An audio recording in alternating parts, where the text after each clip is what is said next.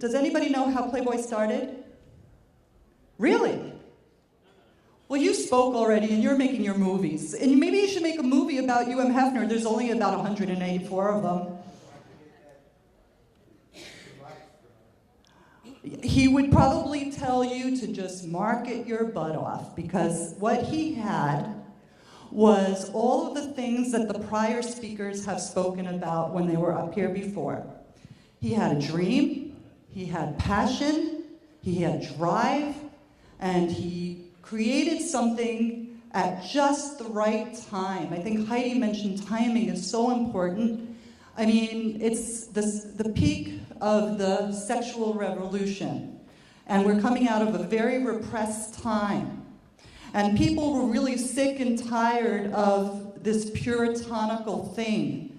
Also, the birth control pill just came to market, so women didn't have to stop having sex because they were concerned about having too many children.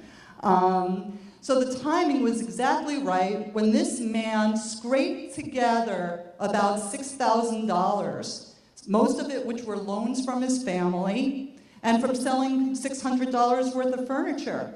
And he was smart enough to see that nude pictures of Marilyn Monroe that he just bought from a dealer somewhere would be a mass population entertainment concept. And he put this together with the $6,000 that he had, and he sold a couple of copies, and it caught on, and everybody wanted it. And guess what? Everybody wanted a second issue. He had no idea that was going to happen. And all he did was become a part of his dream and his brand. And that is an entrepreneur that's incredible, because he devoted now nearly 60 years to this dream and brand. And today it is one of the most successful worldwide entertainment brands in history. Now, every brand has an end, and I'll share with you a story that's very interesting. Sharon talked about growth before. Sharon's a friend of mine, and she introduced me to Dr. Kumar and the organization. And the reason why I had to leave Playboy, one of the reasons why I had to leave, is because I wanted him to grow more. And I wanted him to speak at the World Economic Conference about being a historical icon. And he said to me, "Well, dear, I just think I'm happier in my silk pajamas." So he decided, and he's the guy, he's the creator, that he really didn't want to grow anymore. And at 85 years old, maybe you wouldn't want to grow anymore either. But you know, we have to really capture the success that he managed to get just by scraping together some dollars in a dream and living that dream. Moving past the 50s and on to the 70s, the 70s was a very soft economic time. We think about the Great Depression and we think about the 20s, the 30s, the 40s, but the 70s were very soft. And for those of us that were around in the 70s, it was recessionary. But during those times, some entrepreneurs came up with some great ideas that became gigantic Fortune 500 publicly traded companies. And you know some of those brands today. It's really incredible that Southwest Airlines was just a pilot dude that wanted to have a fun shuttle plane that went to a couple of routes. Still a fun airline. They kept their passion, they kept their core values, and people are continuing to fly. In fact, they continue to add more routes than any other airline in the world, in comparison to the rest of the aircraft. Also in the 70s, somebody had an idea that learning didn't have to be done only in a classroom or only in a conventional school or university. And they created the University of Phoenix with 8 students. Everybody knows that University of Phoenix is a heck of a large company today. And again, it was somebody that had a dream and knew that there was going to be a need even before the internet existed. Well, you know, I talked about the history, and I wanted to leave you with something that I became quite passionate about, and that is social media. And I want to just share with you today how blown away I am by the fact that you have these gigantic social media platforms, as I mentioned to our friend, the movie producer, and I have mentioned to our friend, the bookstore person. You will go back into getting that bookstore going after today. Get that Twitter account. You know, it's free. Do you understand? Free? Okay?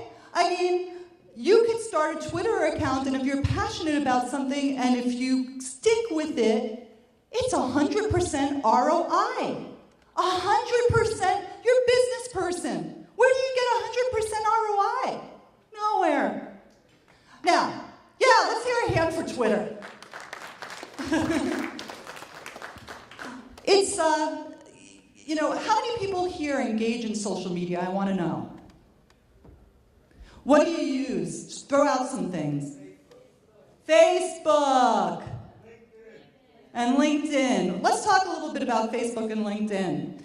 Facebook started, as now everybody knows because of the movie, it really just started as an inter-campus communications vehicle. And then they decided that it might be good if they took this communication outside of the campus.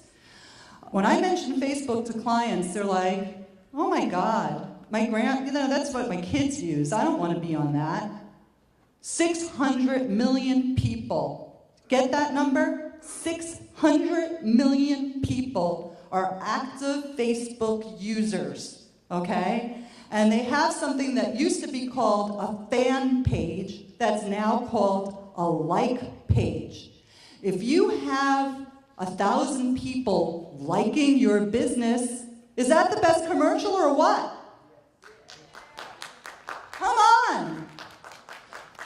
Now, I mentioned that there was 100% ROI, but the investment is in labor. And if you do the labor right, you're really going to get great response. And I'm going to talk a little bit about the benefits of each of the platforms. A few of you mentioned LinkedIn.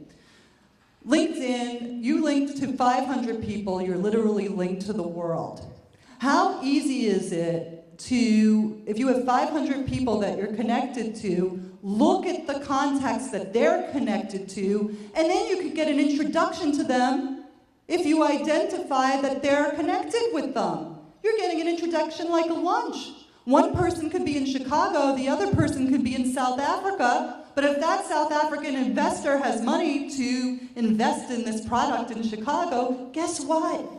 It could happen just from an introduction or a virtual handshake. So for those of you that are not working LinkedIn and building your contacts, I have a homework assignment for you. When I talk to you next year, I want to see that all of you are in the 500 club with LinkedIn, okay? Facebook, caution, and this goes for any kind of social media, particularly for those that are still on the young side chronologically. Don't go to parties, drink beer, smoke pot, and put your pictures online, please. I mean, I'm not saying you shouldn't do that. I'm just saying don't post your pictures online.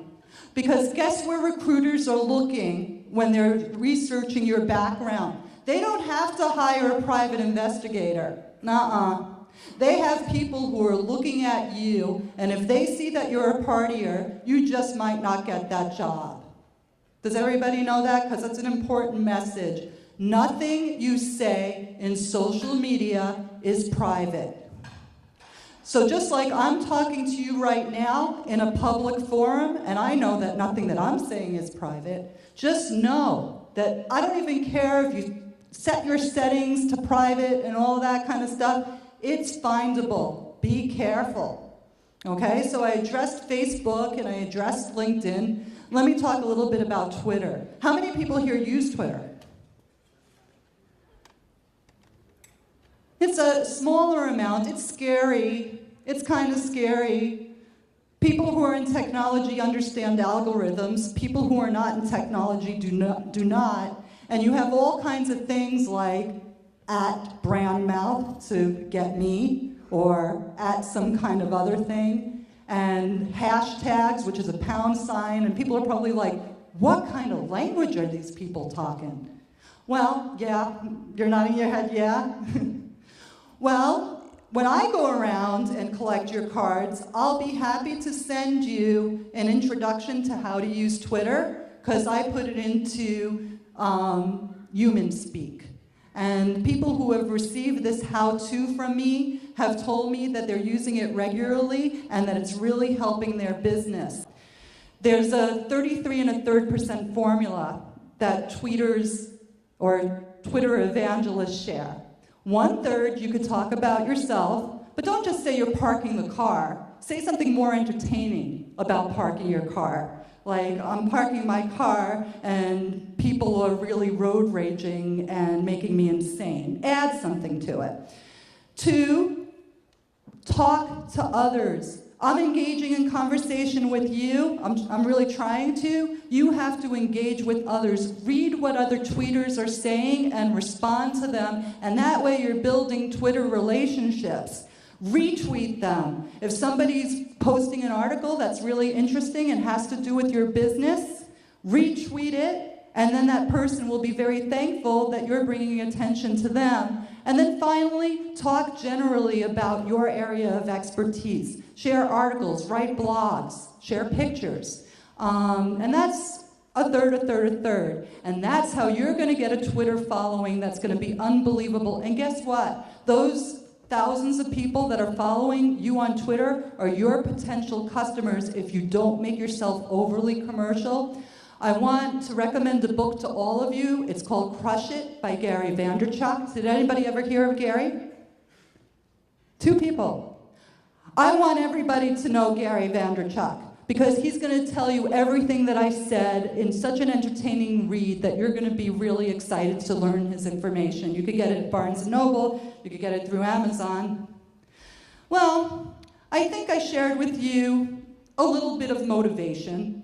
I mean, that's what I wanted to do today. You guys know I'm in the public relations business. Notice that I didn't sell public relations once. I think that's the reason why I'm kind of a little successful. I don't promote myself. I just give people what they want to hear. And guess what? They want to follow me on Twitter. Thank you so much.